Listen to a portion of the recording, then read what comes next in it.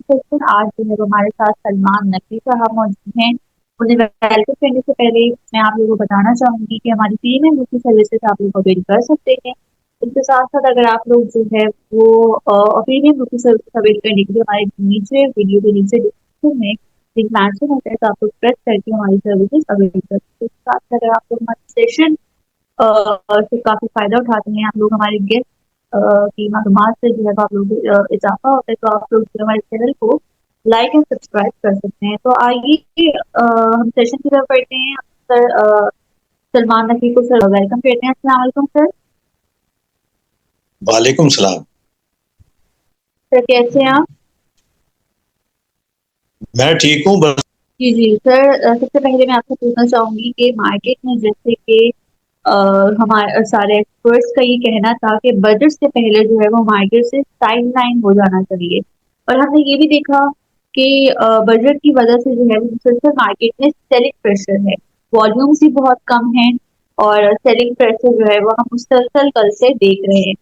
तो आपका क्या कहना है, क्या ये जो सेलिंग प्रेशर है बजट की वजह से है या कोई और वजह है ये पैनिक और सेलिंग की?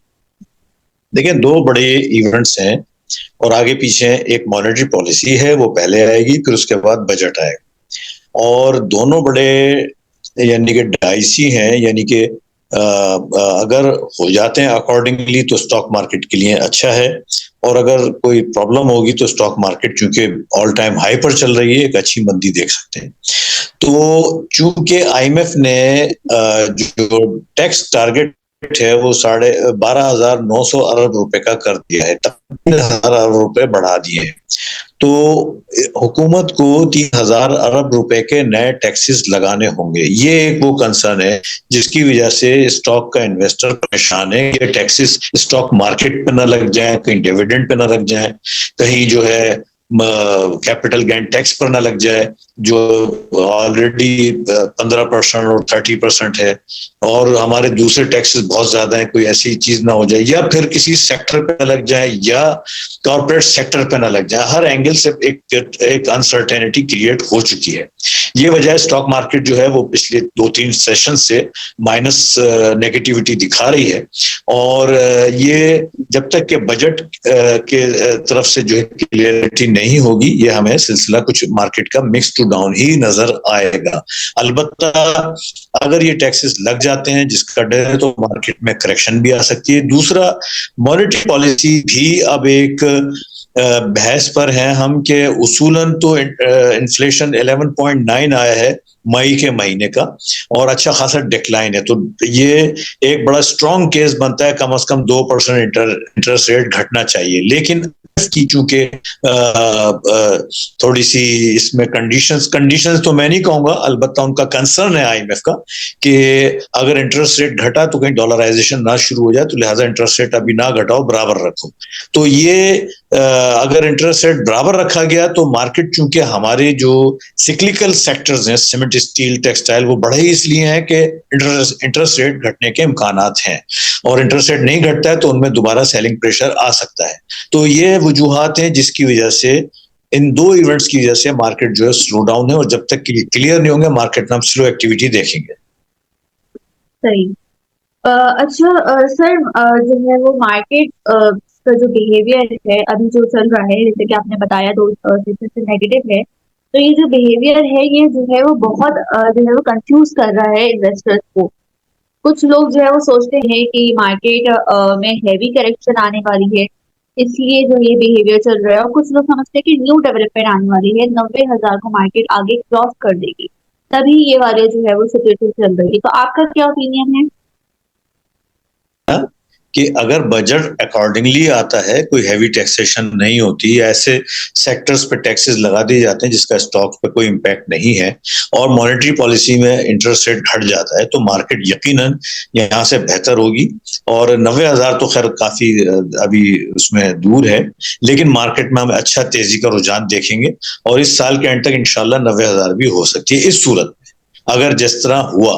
लेकिन अगर ऐसा नहीं हुआ और टैक्सेस के अंदर स्टॉक मार्केट को लाया गया या सेक्टर्स को लाया गया या मॉनेटरी पॉलिसी में इंटरेस्ट रेट मेंटेन रखा गया, तो ये मार्केट में जो है करेक्शन का इम्कान बन सकता है। ठीक। इसलिए अच्छा। बजट और मॉनेटरी पॉलिसी देखना चाहिए। सही। अच्छा सर, ऑटो सेक्टर में कब तक ये तेजी बरकरार रहेगी? साजियों में, एच कार में, गैर में, डीएफएल में काफी तेजी जो है वो बढ़ रही है, तो क्या लग रहा है कब तक ये तेजी रहेगी? सब ऑटो सेक्टर में साजगार में खासी हो रही है, क्योंकि इसकी जो अब फिगर्स आने वाले हैं, जो पहले आए थे बहुत जबरदस्त आए थे, और अब मजीद सेल्स के फिगर्स जो हैं वो अच्छे आने की उम्मीद है। ऑटो सेक्टर चलता है अपने नंबर ऑफ ट्रांसपोर्टेशन जो सेल हुई है, और जो मोटर एसोसिएशन है वो इस डेटे को इशू करती है, और अब इसकी एक डेट भी आ गई है। जो साजगार के नंबर ऑफ सेल्स की जो है वो बताएंगी, कुछ मेरे ख्याल एक डेट है इसकी आने वाले दिनों में, और जिसके बारे में हम सुन रहे हैं कि इनकी सेल्स बहुत अच्छी हो रही है। तो जितनी अच्छी इनकी सेल्स होंगी उतनी अच्छी इनकी अर्निंग बढ़ेगी और इनके शेयर्स में इजाफा होगा। सही है। अच्छा सर, आपको क्या लगता है, वैसे आज जैसे कि आपने बताया बजट आने वाला है, मॉनेटरी पॉलिसी आने वाली है, तो आपको क्या लगता है अभी फिलहाल इन हालात में किस सेक्टर पर ज्यादा फोकस करना चाहिए? देखिए, स्टॉक मार्केट में इस वक्त जो अच्छे सेक्टर्स चलते रहे हैं वो बैंक है। अब बैंकिंग पे भी टैक्स लगने की बातें आ रही है। उसके बाद दूसरे नंबर पे हम कह सकते हैं कि फर्टिलाइजर, आपका रिफाइनरी सेक्टर, उसके बाद जो है ऑटो सेक्टर, ये वो सेक्टर्स हैं जिसमें हमने जबरदस्त तेजी देखी है, और 100% से भी ज्यादा जो है इनमें इम्प्रूवमेंट नजर आई है। तो अगर टैक्स, अगर बजट नॉर्मल जाता है और कोई ऐसी प्रॉब्लम नहीं होती और इंटरेस्ट रेट घट जाता है, तो cement sector, steel sector, textile sector ये ज्यादा परफॉर्म करेंगे, क्योंकि ये हाईली लेवरेज सेक्टर है और इंटरेस्ट रेट घटने का इनको बहुत ज्यादा फायदा होगा, और अच्छे बजट का जो है वो ओवरऑल मार्केट पे एक अच्छा इम्पैक्ट जाएगा। आईटी सेक्टर, आईटी में डेवलपमेंट है, आईटी में जो इस साल अब तक तकरीबन $2.5 अरब से ज्यादा की एक्सपोर्ट हो चुकी है, और चाइना में भी अभी जो विजिट जारी है प्राइम मिनिस्टर का, तो आईटी से रिलेटेड काफी एमओयू साइन हो रहे हैं, जिसकी वजह से हम आईटी सेक्टर्स के शेयर्स में तेजी देख रहे हैं।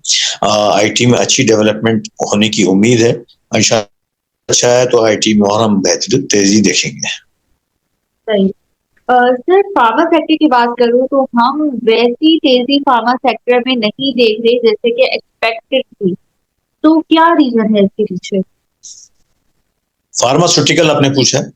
जी जी। देखिए, फार्मास्यूटिकल के इश्यूज था करेंसी डिवैल्यूएशन का, क्योंकि इंपोर्ट ओरिएंटेड इंडस्ट्री है। जब डॉलर इतना महंगा हो गया और ये तमाम अपने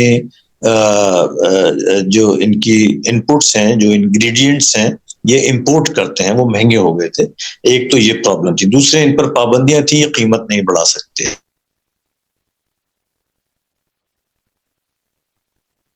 सस्ती बेचना, तो पावर कंपनी, फार्मास्यूटिकल इंडस्ट्री इस मसाइल का शिकार थी। लेकिन अब चूंकि हुकूमत की तरफ से कुछ इजाजत मिल गई है, नॉन एसेंशियल जो मेडिसिन है उस पर 1% बढ़ाई जा सकती है, इसलिए हमने इसमें एक्टिविटीज होते हुए देख रहे हैं। जैसे जैसे इंपोर्ट आसान होती जाएगी, डॉलर कंट्रोल में आता जाएगा, और कीमतें बढ़ाने की इजाजत मिलती रहेगी हुकूमत की तरफ से, फार्मास्यूटिकल में काफी ग्रोथ की गुंजाइश हो सकती है। सही। तो शेल की बात करें तो हम देख रहे हैं शेल आजकल अचानक तेजी में आ गया है, और आज भी इसने तेजी जो है वो आज में नजर आई। वॉल्यूम्स भी पीएसओ से ज्यादा बेहतर है, तो इसमें ऐसी क्या डेवलपमेंट हुई जो तेजी हो रही है? देखिए, इंडिविजुअल आइटम में किसी भी खबर पे, किसी भी उसके ऊपर तेजी हो जाती है, मेरी नॉलेज में ये नहीं है। और चूंकि शेल में कवर करा जा रहा है, इसके जो है कोई और कंपनीज को बाय कर रही है, उसके बाद वो सिलसिला थोड़ा सा चेंज हुआ तो ये खराब होना शुरू हो गया, तो हो सकता है ऐसी कोई खबर हो, इसके अलावा और इसमें कुछ हो नहीं सकता। सही। Sir, oil and gas sector की बात करें तो हमने देखा ऑयल एंड गैस सेक्टर के अंदर ओएनजीसी के फाइनेंशियल रिजल्ट को सुना है अच्छे आ रहे हैं काफी, तो ऑयल एंड गैस सेक्टर में सेलिंग क्यों हो रही है, क्या वजह है? रिजल्ट भी काफी अच्छे आ रहे हैं, इसमें क्या वजह है सर? नहीं, असल में देखिए जीडीसी और पीपीएल बड़ी कंपनियां हैं, इनमें इन्वेस्टमेंट के लिए फॉरेनर्स की जरूरत पड़ती है। लोकल इन्वेस्टर्स के पास कैपेसिटी इतनी नहीं है कि इनके शेयर्स को ज्यादा खरीद सकें। बहुत बड़ा इनका फ्री फ्लोट है और अलबत्ता डेवलपमेंट अच्छी हो रही है। पेट्रोलियम का जो डेटा आया है उससे खपत भी अच्छी हुई है पेट्रोलियम सेक्टर में और कीमतें बढ़ रही हैं। गैस की कीमतें बढ़ती हैं तो इनको फायदा होता है, पेट्रोल की कीमतें बढ़ती हैं जब इन्हें फायदा होता है। तो और सर्कुलर डेट से रिलेटेड हुकूमत ने बहुत सारी चीजें हल की हैं। इसके अलावा ये सेक्टर जो हैं इनके शेयर्स जो हैं वो फॉरेन इन्वेस्टर्स को ऑफर भी किए जा रहे हैं बेचने के लिए। रेको डिक का अगर डील हो जाती जब भी इनको फायदा, तो खबरें बहुत सारी इनमें अच्छी अच्छी हैं और मैं समझता हूँ मार्केट चूंकि इस वक्त एक जनरल प्रेशर में है इसलिए ये शेयर डिप्रेस चल रहे हैं, मगर आइंदा आने वाले लॉन्ग इन्वेस्टमेंट के लिए इन्हें खरीदने में हर्ज नहीं। सही। तो सर सेशन को रैप अप करते हुए मैं लास्ट आपसे ये पूछूंगी कि अभी जैसे कि मार्केट काफी नेगेटिव चल रही है, तो आपको क्या लगता है कि मार्केट का एंड कैसे होगा और कल किस तरह मार्केट स्टार्ट होगा? मार्केट बजट और मॉनेटरी पॉलिसी तक इसी तरह परफॉर्म कर सकती है, मिक्स टू डाउन। और जब तक कि एक अनसर्टेनिटी का फैक्टर है, क्योंकि बजट की डेट रोजाना नहीं आ रही है, अब 12 तारीख पर चला गया, तो जितना डिले होता है उतना अनसर्टेनिटी का फैक्टर बढ़ता है। तो लिहाजा जब तक कि ये बजट ना आ जाए और उसके बाद मॉनेटरी पॉलिसी ना आ जाए और अकॉर्डिंगली आएगा तो मार्केट में हम बेहतरी देखेंगे। और अगर चीजें अच्छी नहीं आई बजट में और मॉनेटरी पॉलिसी बराबर रखी गई तो मार्केट में मजीद प्रेशर देखेंगे। तो इसलिए बेहतर है कि साइड लाइन रखी जाए जब तक कि दोनों चीजें क्लियर ना हो जाए। Thank you so much sir, आपने जो है अपना कीमती वक्त हमें दिया। सेशन काफी जो है वो इन्फॉर्मेटिव रहा। तो आगे जाने से आपको फिर इनवाइट करेंगे।